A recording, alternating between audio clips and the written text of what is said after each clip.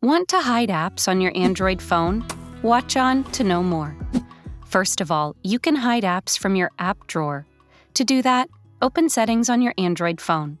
Now go to Home Screen. Now scroll down and tap on Hide Apps.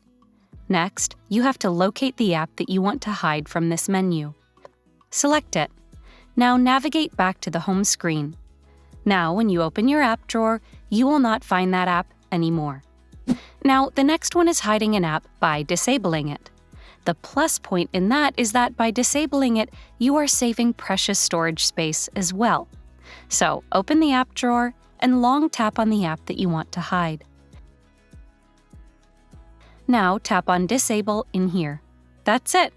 Now when you go to find the app, you won't find it anymore on your phone, at least easily. For more tech tips and tricks like these, subscribe to Guiding Tech and discover one of these videos, handpicked just for you.